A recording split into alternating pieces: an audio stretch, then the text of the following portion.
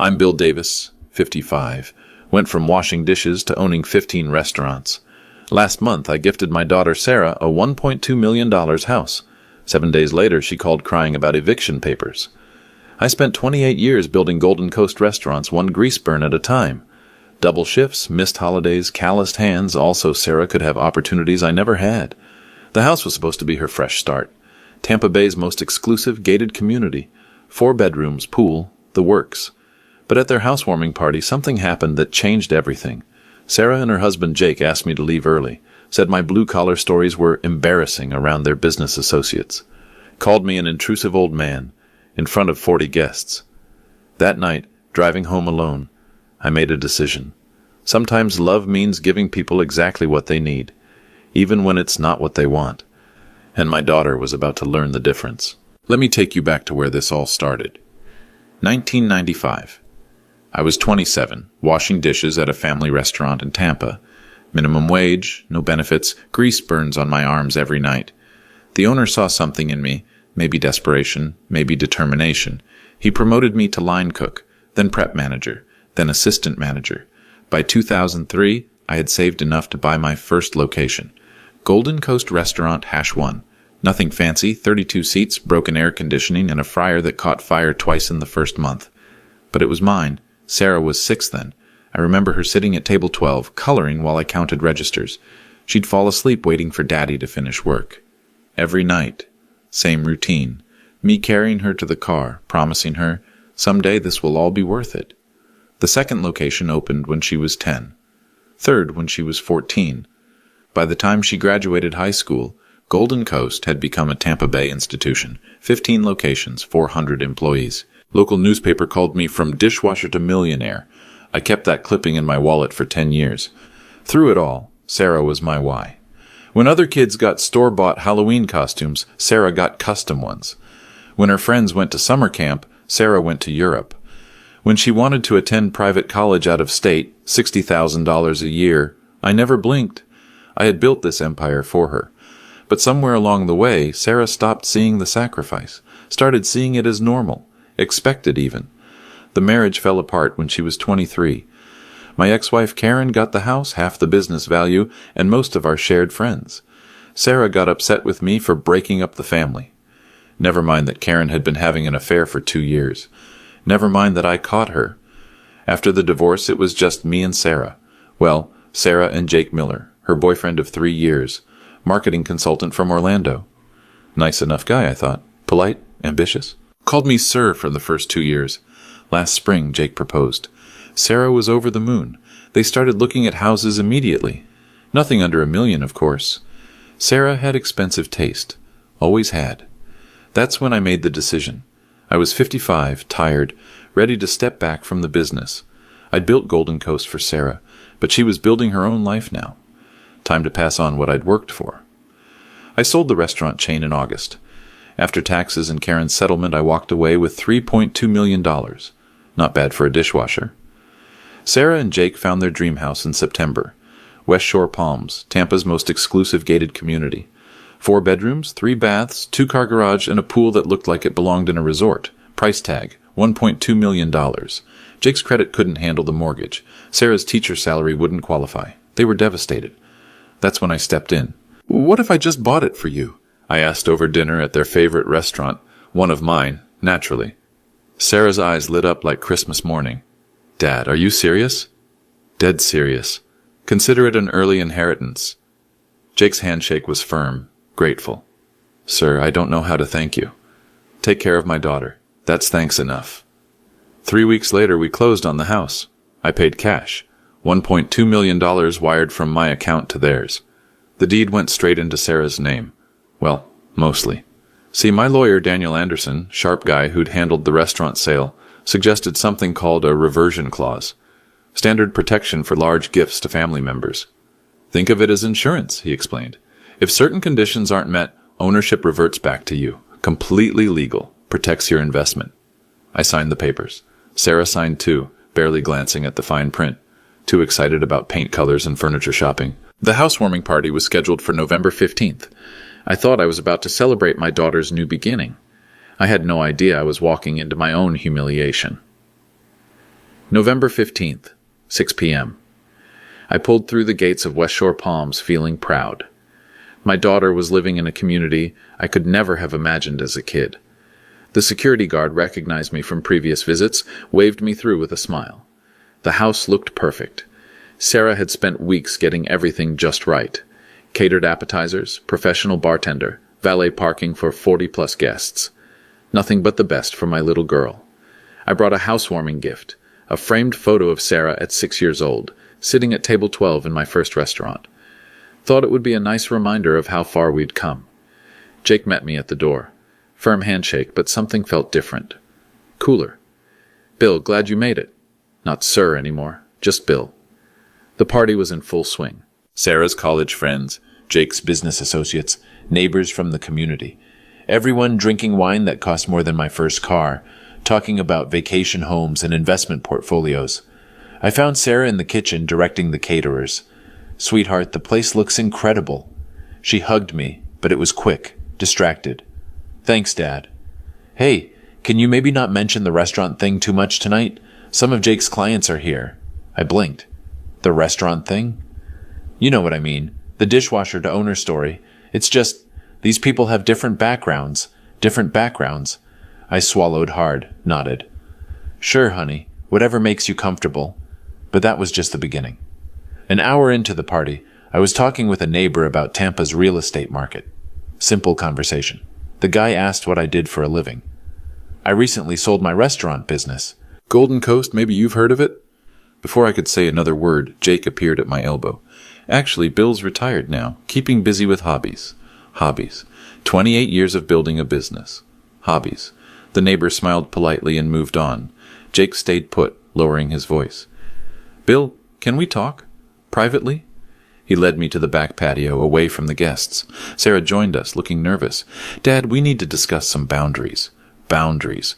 My daughter was setting boundaries with me in the house I had just purchased for her. Jake took over. Bill, we appreciate everything you've done. The house, the support, all of it. But Sarah and I are starting our own life here. We need space to build our identity as a couple. I understand that, Jake. I'm not trying to interfere. But you are, though. His tone was getting sharper. Talking about dishwashing and restaurant chains to our guests. These are business associates, potential clients. They need to see us as peers, not charity cases whose daddy bought them a house. The word daddy came out like an insult. Sarah jumped in. Softer, but just as cutting. What Jake means is maybe it's better if you don't mention the financial arrangement to people. It makes us look dependent. I stared at my daughter. The little girl who used to color at table 12 while I built her future. So you want me to pretend I didn't buy this house? We want you to respect our privacy, Jake said. This is our home now, our space, our rules.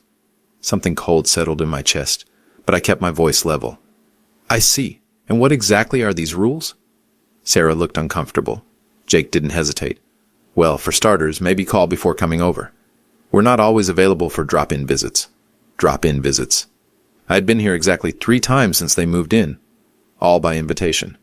And maybe tone down the blue-collar stories. We're trying to establish ourselves in this community. Blue-collar stories, the foundation of everything they were standing on.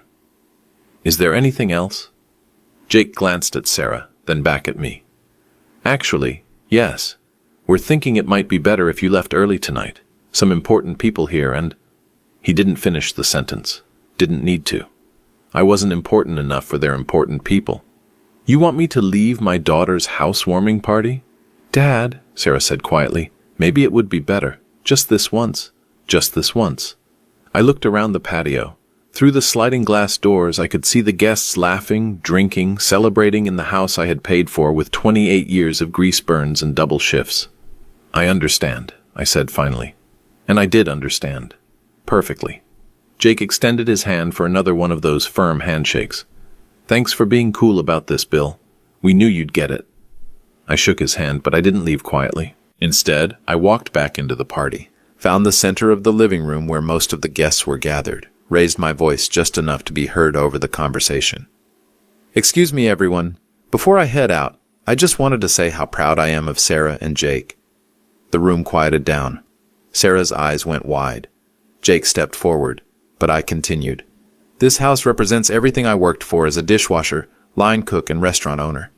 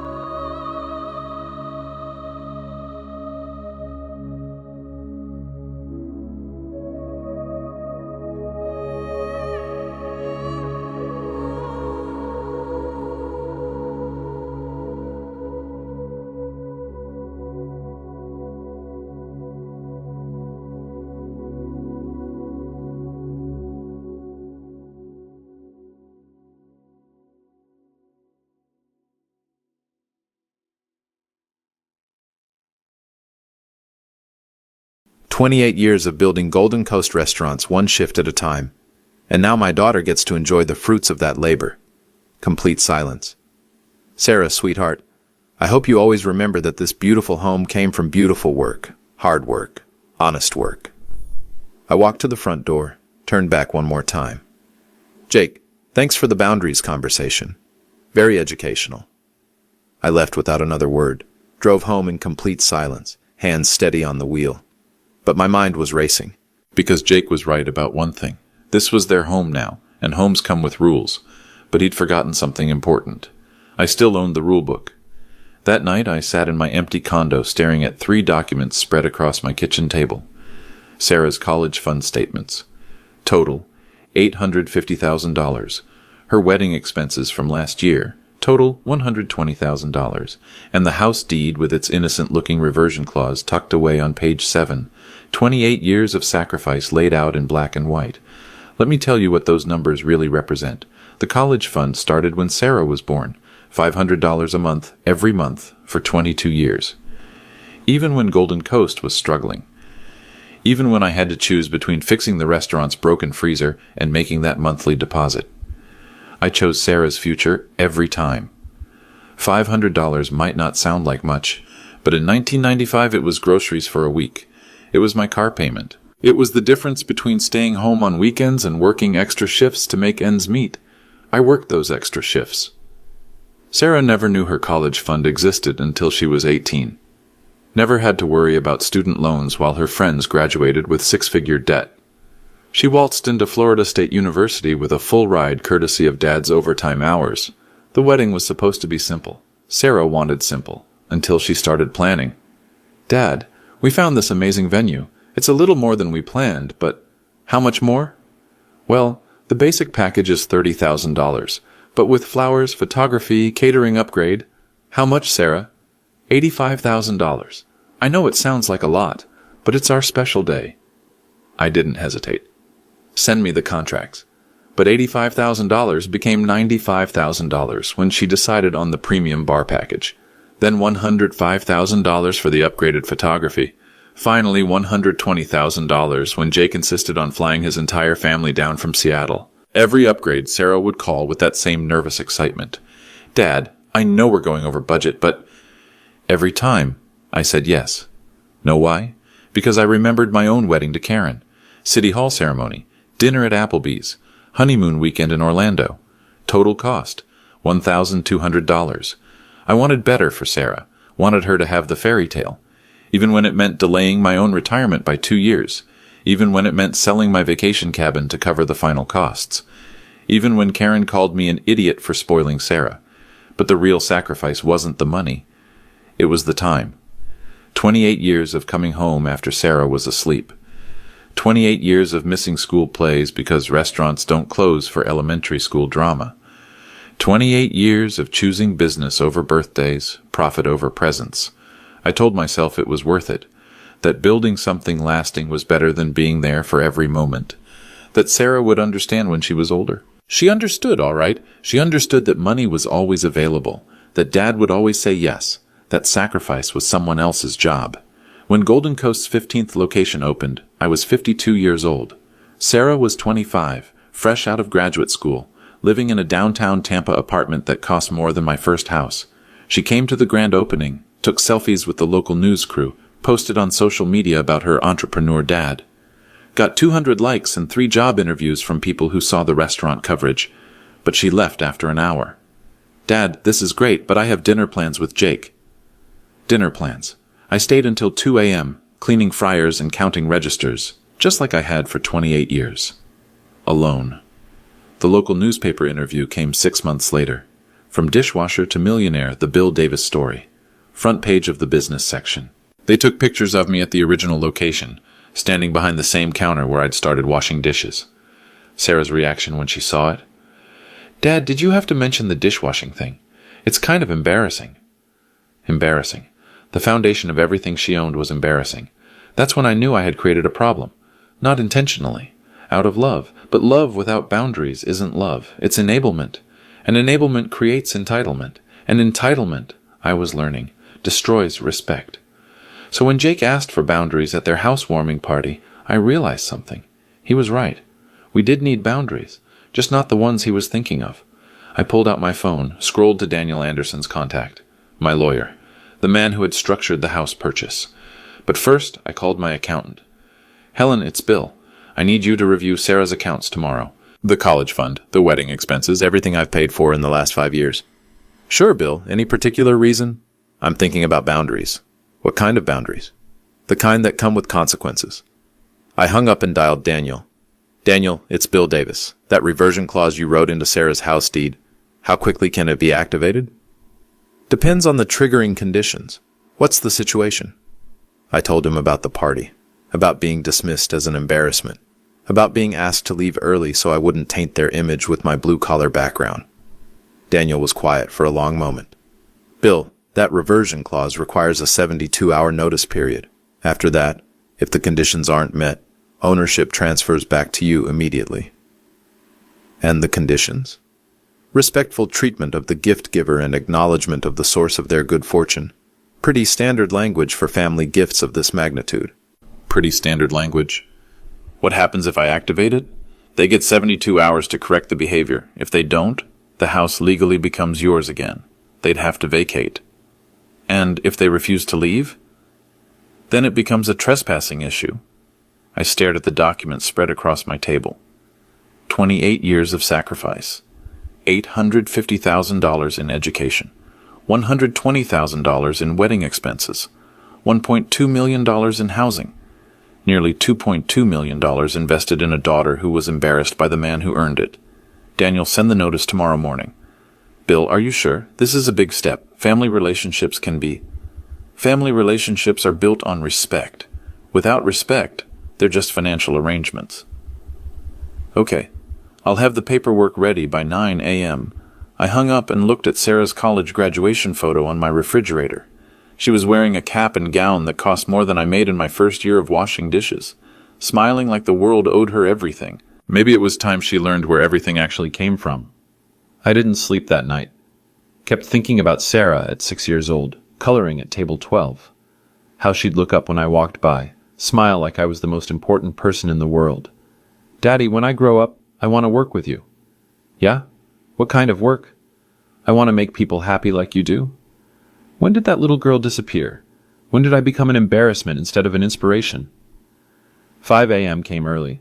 I made coffee, sat at my kitchen table, stared at my phone. One call to Daniel and everything would change. One call and Sarah would learn what consequences looked like. But was I teaching her a lesson, or was I just hurt and striking back? I thought about my father, Walter Davis. Worked construction his whole life. Died when I was 30. Never saw Golden Coast succeed. Never saw me make something of myself. But he taught me something important before he died. Son, respect isn't given. It isn't. It's earned. And once you earn it, you don't let people take it from you. Not family, not friends, not anybody. I thought about Karen's words during our divorce. You spoiled her, Bill. Gave her everything without teaching her gratitude. This is what happens when children never hear the word no. I hated admitting Karen was right about anything, but maybe she was right about this. 6 a.m. Daniel would be awake soon. Lawyers start early. I called Helen first. Bill, everything okay? Helen, I need those account summaries this morning, and I need you to calculate something else. What's that? If I closed Sarah's college fund access today, how much would revert to my control? Silence. Bill, she's 28. That fund has been hers since she graduated. Actually, read the fine print. The fund was set up as a revocable trust with educational purpose restrictions. If she's no longer pursuing education. Are you saying you want to revoke her access? I'm saying I want to understand my options. Bill, that's $850,000. I know exactly how much it is. I put every penny in there myself. Another pause. I'll have the paperwork ready by 10 a.m. Thanks, Helen. Next call, Daniel. Bill, I was just reviewing the reversion clause. Are you absolutely certain about this? Let me ask you something, Daniel. In your professional opinion, was my daughter's behavior at that party respectful? Well, I wasn't there, but based on what you described, being asked to leave my own gift because my background was embarrassing to their guests, being told to hide how I earned the money that bought their house, being dismissed so they could maintain their image. In your professional opinion, does that constitute respect? No, Bill, it doesn't. Then we proceed. Okay, the 72-hour notice goes out at 9 a.m. They'll receive it via certified mail and email. After that, they have 3 days to demonstrate meaningful acknowledgement and respect for your gift. And if they don't, ownership reverts to you. They become tenants without a lease. Meaning they leave, or sheriff's deputies help them leave. I felt something settle in my chest. Not anger, not revenge. Clarity. Send the notice. Bill, one more thing. This is going to hurt your relationship with Sarah, maybe permanently. Daniel, my relationship with Sarah is already hurt. She's embarrassed by me. She sees me as an ATM, not a father. I can't fix that by continuing to enable it. Fair enough. One question, though. What's your end goal here? What do you want to happen in 72 hours? I thought about that. What did I want? I want my daughter to understand that gifts come from sacrifice, that respect isn't optional, that love doesn't mean acceptance of disrespectful behavior. And if she learns those lessons, then maybe we rebuild our relationship on better terms. And if she doesn't, then at least I'll have my self-respect back. Daniel was quiet for a moment. I'll send the notice. I hung up and made breakfast. Eggs, toast, coffee, simple things, honest things. While I ate, I thought about what Jake had said. This is our home now, our space, our rules. He was right about one thing. Homes do have rules. But Jake had made a fundamental error. He assumed that living somewhere meant owning it. That possession was the same as control. In about 3 hours, he was going to learn the difference. My phone buzzed. Text from Sarah. Dad, thanks for coming last night. Sorry if things got weird. Jake's just stressed about work. I stared at the message for a long time. Sarah had no idea what was coming. In 3 hours, she'd receive legal documents that would change everything. Part of me wanted to call her, warn her, give her a chance to apologize and make this right. But that would defeat the purpose. Consequences only work when they're unexpected, when people realize their actions have real costs, when they understand that disrespect isn't consequence-free. I deleted Sarah's text without responding. At 8:45 a.m., I called Daniel one last time. You ready? Documents are prepared. Certified mail goes out in 15 minutes. Do it. Bill, last chance to change your mind. I'm not changing my mind. Send the notice. Sending now. I hung up and looked at my coffee cup. Plain white ceramic. Nothing fancy. But it was mine. Earned through honest work. Just like everything else I owned. In 72 hours, Sarah would learn what that meant. Love isn't enabling bad behavior. Monday, 10:47 a.m. My phone rang. Dad? Sarah's voice sounded confused, a little shaky. Hi, sweetheart. How are you? We got some weird mail today. Legal stuff. From your lawyer? I kept my voice steady. What kind of legal stuff? It's about the house. Something called a Notice of Conditions Review for our property deed. Jake's reading it now, but neither of us understand what it means. In the background, I could hear Jake's voice getting louder. Sarah, tell him to call this off. This is some kind of mistake. Dad, Jake thinks there's been an error with the paperwork. Can you call your lawyer and fix this? Actually, there's no error. You should read the notice carefully. I'm trying to, but it's all legal language. Something about failure to meet conditions of respectful acknowledgement and reversion of ownership rights. What does that even mean? It means exactly what it says, Sarah. A pause. Then Jake's voice, closer to the phone. Bill, get on the line. We need to talk. I'm already on the line, Jake. What the hell is this notice about? It's about Saturday night. Saturday night? The party? When you asked me to leave because my blue-collar background was embarrassing to your business associates. Bill, that's not what happened. Really. Because I distinctly remember you saying I should tone down the dishwasher stories, that I was making you look like charity cases, that important people were there, and I wasn't important enough. Sarah's voice cut in. Dad, we never said you weren't important. You asked me to leave early so I wouldn't damage your image. We asked you to respect our boundaries, and now I'm asking you to respect mine. Jake again. What boundaries? You bought us a house. Exactly. I bought you a house, with money I earned, washing dishes and building restaurants. Money you're apparently embarrassed by. We're not embarrassed by your money. Just by how I earned it. Silence. The notice explains everything, I continued. When I purchased that house, there were conditions attached. Legal conditions about respectful treatment and acknowledgement of the gift source. What kind of conditions? Sarah's voice was getting smaller. Read page 7 of your deed, the reversion clause. I heard papers rustling. Frantic flipping. Then Jake. This says if we fail to demonstrate ongoing respect and gratitude, ownership can revert back to you. That's correct. But that's not enforceable. You can't just take our house. Actually, I can. And I am. More paper rustling. Sarah's voice. Dad, this says we have 72 hours to correct the situation. What does that mean? It means you have 72 hours to demonstrate that you understand where your good fortune comes from, that you respect the sacrifice that made your lifestyle possible. This is insane, Jake's voice was cracking. You can't evict us from our own home. It's not your home, Jake. Check the legal ownership. I bought it. The deed is in my name with Sarah as conditional beneficiary. You're not on any paperwork. But we live here. You live there because I allow it, because I love my daughter and wanted her to have something beautiful. We do appreciate it. You appreciate the house. You don't appreciate how it was earned. Sarah was crying now. Dad, please. We're sorry about Saturday. We didn't mean to hurt your feelings. This isn't about hurt feelings, Sarah. This is about respect. We respect you. Do you? Because Saturday night you told me to hide my background, to pretend I didn't buy this house, to leave early so your guests wouldn't associate you with blue-collar work. We were just trying to fit in, by erasing me. Jake came back on the line, his voice different now, desperate. Bill, let's be reasonable here. We can work this out. Maybe we misunderstood each other Saturday. There was no misunderstanding. You were very clear about your boundaries. Now you're learning about mine. What do you want from us? I want you to read that reversion clause, carefully. Then I want you to decide what's more important, your image or your integrity. That's not fair. Fair? I laughed. Jake, let me tell you about Fair. Fair is working double shifts for 28 years to build something lasting. Fair is putting $850,000 into my daughter's college fund instead of taking vacations. Fair is spending $120,000 on a wedding while living in a one-bedroom apartment myself. We never asked you to do those things. You never had to ask. That's what parents do.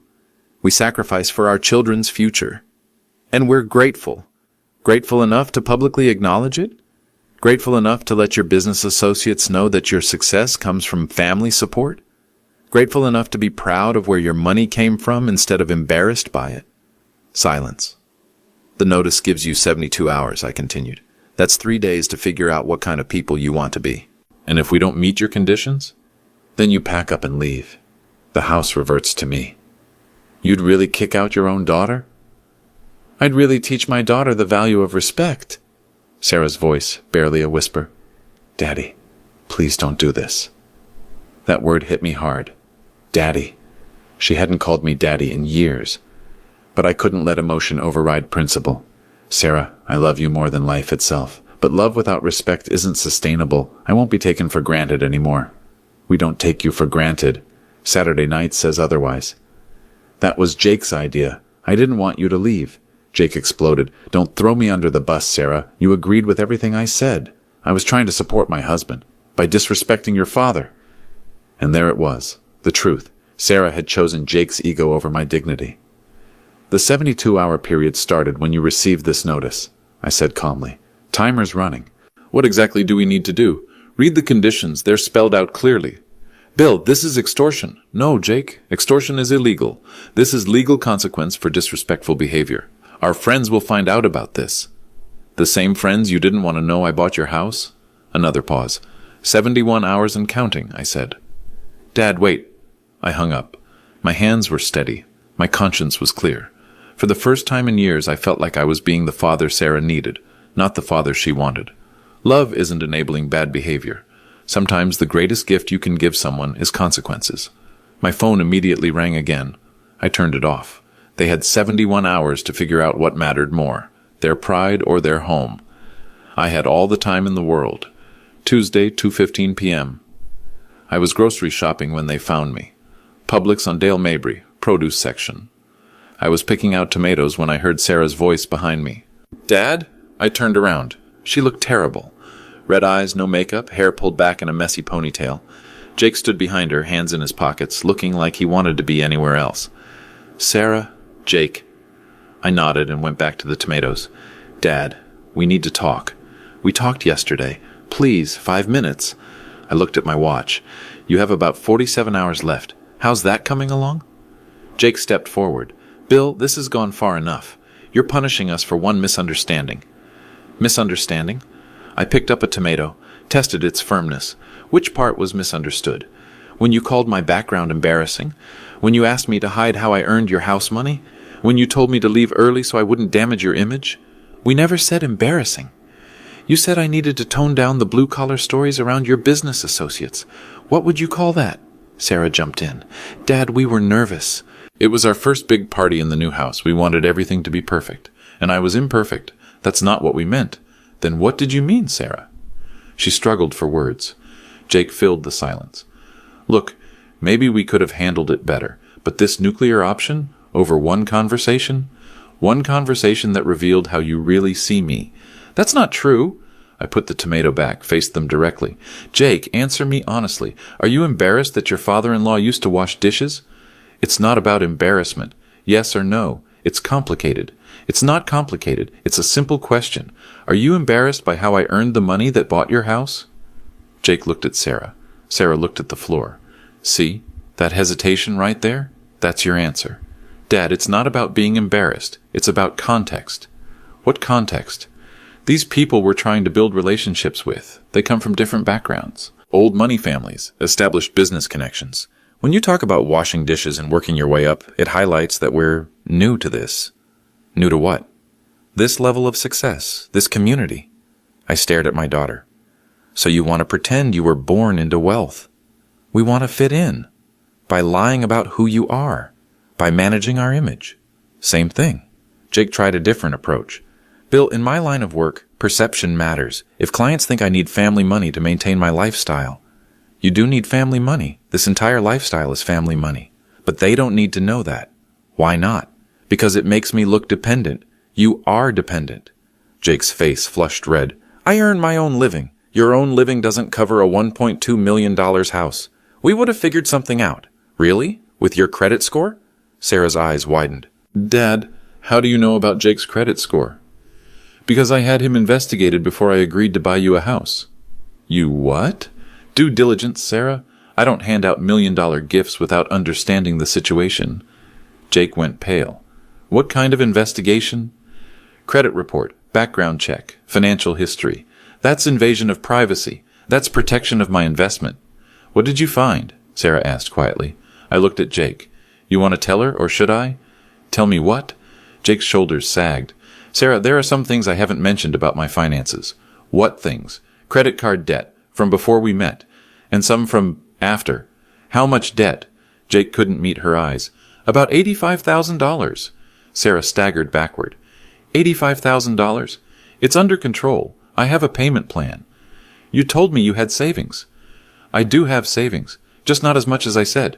How much savings? Silence. Jake, how much? About $3,000. Sarah started crying again. $3,000? You told me you had $50,000 in savings. I was going to have $50,000. Once some deals closed. What deals? Potential deals. Clients I was working on. Potential deals that haven't happened. They will happen. When? Sarah, you're overreacting. Overreacting? My husband lied to me about being $85,000 in debt. I didn't lie. I just didn't mention it. While we were house shopping, while my father was deciding whether to help us, Jake rounded on me. This is your fault. You're destroying our marriage. I'm revealing the truth about your marriage. We were happy before you started meddling. You were happy because I was paying for your happiness. That's not true. Jake, you couldn't qualify for a mortgage. You have no savings. You're drowning in debt. Without my money, you'd be living in a one-bedroom apartment. At least it would be our apartment. But it's not, is it? Because you chose the $1 million house my money could buy instead of the life your money could afford. Sarah was sobbing now. Dad, why didn't you tell me about Jake's debt? Because it wasn't my place to tell you. It was his place. But you knew. I knew Jake had financial problems. I didn't know he was lying to you about them. Jake exploded. I wasn't lying. I was trying to protect her. From what? From worrying about money. By pretending money wasn't a problem. By handling it myself. With my money. We'll pay you back. When? You can't even pay back your credit cards. I'll figure it out. How? I'll get better clients. Bigger deals. The same potential deals that were going to fund your non-existent savings account? Sarah wiped her eyes, looked at both of us. I need to sit down. There was a bench near the pharmacy. We walked over in silence. Sarah sat between Jake and me, staring at her hands. Dad, you're right. We disrespected you Saturday night. Thank you. But this reversion clause thing, it feels like punishment. It's consequences, not punishment. What's the difference? Punishment is about making you suffer. Consequences are about teaching you to make better choices. And what choice are you trying to teach us? Respect is earned, not inherited. Jake scoffed. Here we go with the fortune cookie wisdom. I looked at him. Jake, you have about 32 hours to decide if you want a fortune cookie or an eviction notice. Sarah grabbed my arm. Dad, please, what do we need to do? You need to read the conditions in the reversion clause. We read them. They're vague. They're not vague. They're specific. Demonstrate ongoing respect and gratitude for the gift and its source. We are grateful. Show me. How? That's for you to figure out. Dad, come on. Give us a hint. Sarah, I spent 28 years giving you everything. Now I'm asking you to give me something back. What? Your respect. Publicly, honestly, without conditions or embarrassment. Jake stood up. This is insane. You can't blackmail us into fake gratitude. You're right. I can't blackmail you into fake gratitude. So you'll drop this? No, I'll wait for real gratitude. And if it doesn't come, then you pack your bags. Dad, Sarah said quietly, I love you. You know that, right? I do know that, sweetheart. Then why are you doing this? Because love without respect destroys relationships. Whose relationship are you trying to save? Ours. By threatening to take our house? By teaching you that gifts come with responsibility? Sarah looked at Jake. Jake looked defeated. 31 hours, I said, standing up. Dad, wait. I'm not going anywhere, Sarah. I'll be at home when you're ready to have an honest conversation about respect. I left them sitting on that bench, walked to my car without looking back. My phone buzzed with a text as I pulled out of the parking lot. Sarah, we'll figure something out. I didn't respond. Figuring something out wasn't the point. Understanding what they'd lost was the point. Respect is earned, not inherited. They had 31 hours to learn the difference. Wednesday, 8:30 a.m. 18 hours left. My doorbell rang. Through the peephole, I saw Sarah standing alone on my porch. No Jake. Hair pulled back, wearing jeans and a Golden Coast Restaurants t-shirt I hadn't seen in years. I opened the door. Hi, Dad. Sarah, can I come in? I stepped aside. She walked to my kitchen table, sat in the same chair she'd used as a kid when she'd visit after school. Jake doesn't know I'm here. Where is he? At a coffee shop, making phone calls, trying to find somewhere we can stay if... She trailed off. If you lose the house. Yeah. Any luck? His parents said we could use their guest room for a few weeks. My friend Emma might let us crash on her couch. I poured myself coffee. Didn't offer her any. Old habit from when she was little and caffeine would keep her up all night. Dad, I need to tell you something. I'm listening. The debt situation is worse than Jake told you yesterday. How much worse? It's not just credit cards. He borrowed money from his business partner and his brother, and... She paused. He took out a personal loan using the house as collateral. I set my coffee cup down hard. He did what? A personal loan. $50,000. He said it was for business expansion, but it was to cover his debt payments. Yes. When? Last month, right after we moved in. Sarah, he used my house as collateral for a loan? He said it was legal. That since we live there and I'm on the deed. You're not on the deed. I'm on the deed. Her face went white. What do you mean? The deed is in my name only. You're listed as a conditional beneficiary. But the lawyer said... What lawyer? Jake's lawyer. The one who handled the loan paperwork. Jake used his own lawyer? Not Daniel Anderson? He said Daniel was too expensive for a simple loan. I pulled out my phone, called Daniel. Daniel, it's Bill. I need you to run a title search on the West Shore Palms property immediately. Why? What's wrong? Sarah's telling me Jake used the house as collateral for a personal loan. That's impossible. He's not on the deed. That's what I thought. I'll check and call you back in an hour. I hung up, looked at Sarah. If Jake took a loan against my property without my permission, that's fraud. Dad, he didn't know you were the only name on the deed. What did he think? He thought we both owned it. Based on what? Based on... I don't know. We live there. It's our house. It's not your house, Sarah. It never was your house. It was a gift with conditions. She started crying. Dad, if that loan is illegal, what happens? Jake goes to jail. What? Using someone else's property as collateral without permission is felony fraud. But he didn't know. Ignorance isn't a defense. My phone rang. Daniel. Bill, you need to sit down. I'm already sitting. There's a $50,000 lien against your property, filed 3 weeks ago by Sunshine Financial Services. How is that possible? Someone forged your signature on the collateral agreement. Jake? Whoever did it used a notary stamp and everything. Professional job. Can you get copies of the paperwork? Already pulling them. I'll have everything in an hour. What's my legal position? If your signature was forged, you file criminal charges and have the lien voided. The loan company will go after whoever defrauded them. Meaning Jake. Meaning whoever signed your name. I hung up, looked at Sarah. She was pale. Dad, Jake wouldn't forge your signature. Then how did a $50,000 loan get secured against my property?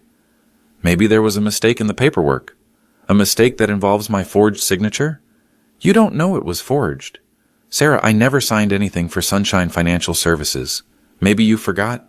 I don't forget signing loan documents. She was quiet for a long time. Dad, if Jake did this, if he really forged your signature, what happens to us? What do you mean us? To our marriage, to my life, if my husband is a criminal? That's a question for you and Jake to answer. But you'd really press charges? If someone committed fraud using my property? Yes. Even if it's Jake? Especially if it's Jake. Why especially? Because Jake asked me for boundaries Saturday night. Well, here's a boundary. Don't forge my signature on legal documents. Sarah buried her face in her hands. This is so messed up. Yes, it is. Dad, can I ask you something? Go ahead. When you first suggested the reversion clause, were you planning this? Planning what? All of this. The 72-hour notice, Jake's debt, the forgery. Were you setting us up to fail? I studied my daughter's face. Sarah, do you really think I'm that manipulative? I don't know what to think anymore. Let me be clear. I hoped you'd read the deed carefully before signing it. I hoped you'd discuss the conditions with me. I hoped you'd treat the gift with respect. But you expected us to mess up? I expected you to be yourselves. Which is what exactly?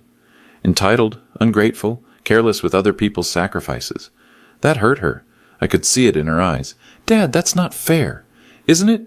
You signed documents without reading them. You let Jake handle legal matters without consulting me. You threw a party to celebrate my gift while being embarrassed by how I earned it. We made mistakes. You made choices. Choices have consequences. Even if those consequences destroy our lives? Sarah, I didn't destroy your life. I gave you every opportunity to succeed. College education, beautiful wedding, $1 million house. And now you're taking it all away. I'm not taking anything away. You are. How? By choosing image over integrity, by choosing comfort over character. She was quiet for a long moment. Dad, what if I choose differently now? What if I fix this? Fix what? My attitude, my gratitude, my respect for you? After 18 hours of consequences? After learning your husband is potentially a criminal? Yes. That's not how respect works, Sarah. Then how does it work? Respect comes from understanding, not from fear. I do understand now. You understand consequences. That's different. So there's nothing I can do? You can learn the lesson. What lesson? Some gifts teach better than others. My phone rang. Daniel again. Bill, I have the documents. Jake Miller's signature is on the collateral agreement, and there's a signature that's supposed to be yours. How close is it? Close enough to fool a busy notary, not close enough to fool a handwriting expert. So it's definitely fraud? It's definitely fraud. I looked at Sarah. Her face was in her hands. Daniel, hold off on the criminal complaint for now. Why? Family complications. How long do you want to wait? Give me until tonight. Bill, the longer you wait, the harder this gets. I understand. I hung up. Sarah looked up. Thank you. Don't thank me yet. Jake still committed a felony. But you're not calling the police? Not yet. Why? Because he's my daughter's husband, and despite everything, I still love my daughter. She started crying again. Dad, I'm so sorry. I know you are, sweetheart. Can we fix this? We can try. How? You have 12 hours to figure that out. Is that enough time? Depends on how much you really want to change. She stood up, walked to the door. Dad? Yeah? That t-shirt I'm wearing. I found it in our closet yesterday. I haven't worn it since high school. I remember buying it for you. You were so proud when the 15th restaurant opened. I was proud of what I built for you. I know that now. Now might be too late. I hope not. She left. 12 hours to go. Time to see if my daughter had learned anything worth saving. Wednesday, 6:45 p.m., 3 hours left. I was sitting on my balcony watching the sunset over Tampa Bay when my phone rang. Unknown number. Hello? Mr. Davis, this is Emma Rodriguez. I'm Sarah's friend from college. Hi, Emma. Sarah mentioned you might let them stay at your place. That's actually why I'm calling. Sarah asked me to call you. Why didn't she call herself? She's scared you won't listen to her. I'll always listen to my daughter. But will you hear her? I paused. What do you mean? Mr. Davis, I've known Sarah for 8 years. I was her roommate senior year. I was at your restaurant locations probably 50 times during college. Okay. I remember how she used to talk about you. She was so proud of what you built. She'd bring dates to Golden Coast just to show off. This is my dad's empire, she'd say. That was a long time ago. Was it? Or did she just learn to hide it because someone told her to? I didn't respond. Mr. Davis, Sarah asked me to tell you something. Something she's been thinking about all day. What's that? She remembers the night you taught her to make your grandmother's marinara sauce. She was 12. You were prepping for the new restaurant opening, working 18-hour days, but you still made time to teach her. I remembered that night. Sarah standing on a step stool, stirring the pot while I guided her hands. She said she remembers asking you why you worked so hard, and you told her, because someday you'll understand that everything I do is for your someday. Emma, why are you telling me this?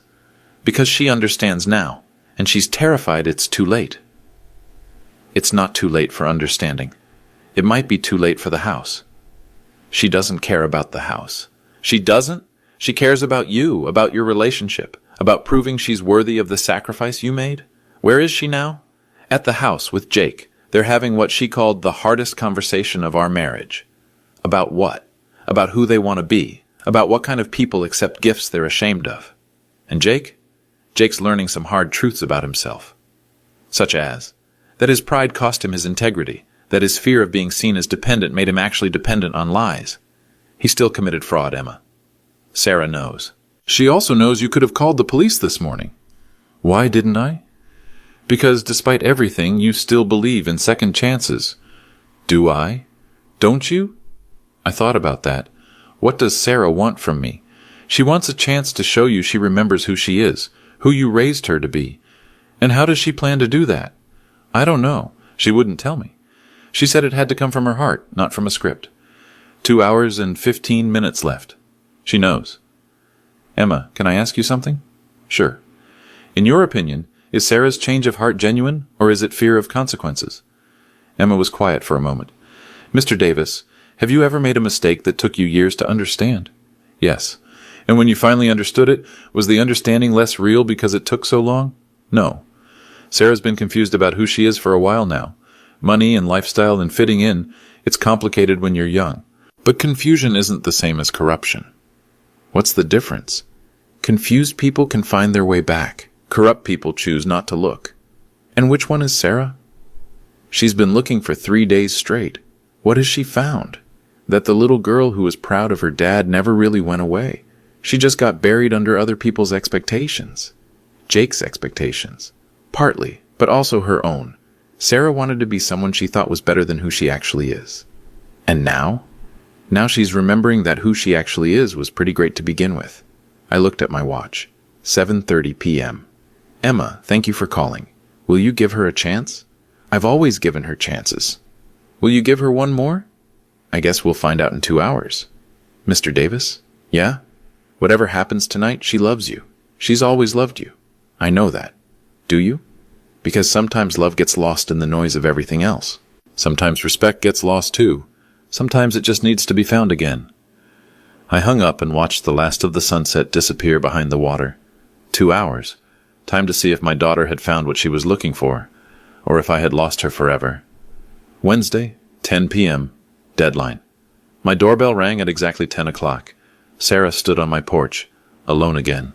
She was holding a manila envelope and wearing the same Golden Coast t-shirt from this morning. Hi, Dad. Hi, sweetheart. Where's Jake? He's in the car, waiting. Waiting for what? To see if I still have a marriage after this conversation. I stepped aside, let her in. She sat at the kitchen table, placed the envelope in front of her. Dad, I have something to say, and I need you to let me finish before you respond. Okay? I've been thinking about Saturday night. Really thinking.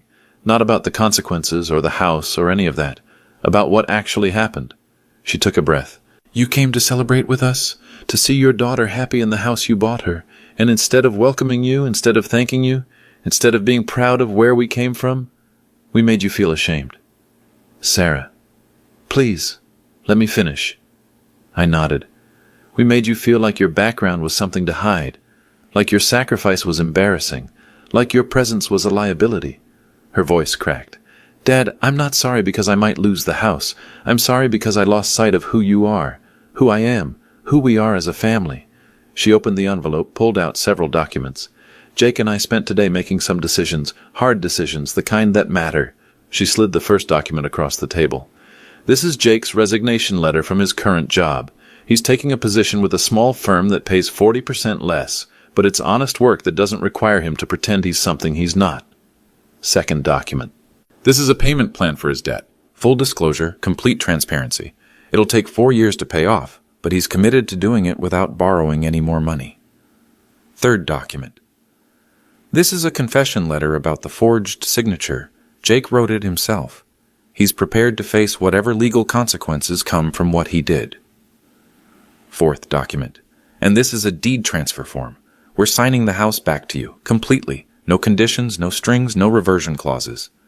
I stared at the papers. Sarah, you don't have to... Yes, I do. Dad, I don't want to live in a house I can't afford, paid for by money I'm ashamed of, with a husband who lies about who he is. What does Jake think about all this? Jake thinks he married a spoiled princess who never learned the value of work or sacrifice or integrity. And what do you think? I think he's right, but I also think it's not too late to change. She pulled out one more paper. This is an application to the School of Culinary Arts. I'm going back to school. I want to learn the restaurant business from the ground up. Sarah, I want to work for Golden Coast. Well, whoever owns it now. I want to start as a hostess or server or dishwasher if necessary. I want to understand what you built and how you built it. The business was sold. I know. But maybe there's room for one more person who wants to learn how to earn what they have instead of just expecting it. I looked at my daughter, really looked at her, the Golden Coast t-shirt, the determined expression, the humility I hadn't seen since she was a child. What about Jake? Jake's moving back in with his parents. We're separating for 6 months while we both figure out who we want to be. If we can rebuild our marriage on honesty instead of image, we'll try again. If not, you'd divorce him. I'd choose integrity over comfort. That's a hard choice. You made hard choices for 28 years. I figure it's my turn. I picked up the deed transfer. Sarah, I don't want you to give up the house out of guilt. I'm not giving it up out of guilt. I'm giving it up because I can't afford it. And I don't want things I can't afford anymore. What will you do for housing? Emma's couch for now. Then maybe a small apartment once I start working. Something I can pay for myself. That's a big step down from West Shore Palms. Maybe. Or maybe it's a step up from being a pretender in someone else's life. I looked at the confession letter in Jake's handwriting. What happens if I don't press charges? Then Jake learns he got mercy he didn't deserve, and maybe that makes him a better man. And if I do press charges, then Jake learns that actions have consequences, and maybe that also makes him a better man. What do you want me to do? I want you to do what you think is right, not what's easy for me. And if what's right sends your husband to jail, then I'll visit him and work on becoming someone worth coming home to. I stood up, walked to the window. Jake's car was in my driveway. I could see him in the driver's seat, head in his hands. Sarah, I need to ask you something. Anything. If I hadn't activated the reversion clause, would you have figured any of this out? She thought for a long moment. Probably not. I was too comfortable being entitled. And now I understand something you tried to teach me a long time ago. What's that? Respect is earned, not inherited. I turned back to her, my daughter, my little girl who used to color at table 12 while I built her future. Sarah, I'm proud of you. She started crying. Really? Really. These decisions you're making, they're hard. They're honest. They're the decisions I hoped I was raising you to make. Does that mean you forgive me? It means I understand you're learning the lessons I should have taught you earlier. What lessons? That love without boundaries isn't love. That gifts without gratitude become expectations. That respect is the foundation of every relationship worth having. I picked up the deed transfer, tore it in half. Sarah, keep the house. Dad, no, I can't afford. Keep it as a rental property. Charge fair market rent. Pay me back when you can. Consider it a business lesson in property management. But the reversion clause, I'm modifying the conditions. New rule. As long as you're working toward financial independence and treating your opportunities with respect, the house is yours to manage. What about Jake? Jake and I will have our own conversation about consequences and second chances. Dad, thank you. Don't thank me yet. This is going to be hard work. Learning to earn what you have instead of expecting it. I know. Are you ready for that? I think so. Sarah, last question. Why now? Why this change? Because 3 days ago I realized I had become someone I didn't like, someone who was embarrassed by the man who gave her everything. And now I want to become someone worthy of that sacrifice. I hugged my daughter for the first time in months. Some gifts teach better than others, I whispered. Yeah, she whispered back. They do. Outside, Jake was still waiting. Time to find out if he was ready to learn what respect really means. But that's a conversation for another day. For now, it was enough that my daughter had found her way back to the little girl who was proud of her dad. Sometimes that's the greatest gift of all. What would you have done in my situation? Was I too harsh, or did Sarah and Jake need that wake-up call? Share your thoughts in the comments below. If this story made you think about your own family boundaries, hit that subscribe button for more real-life lessons about respect, responsibility, and the true cost of generosity.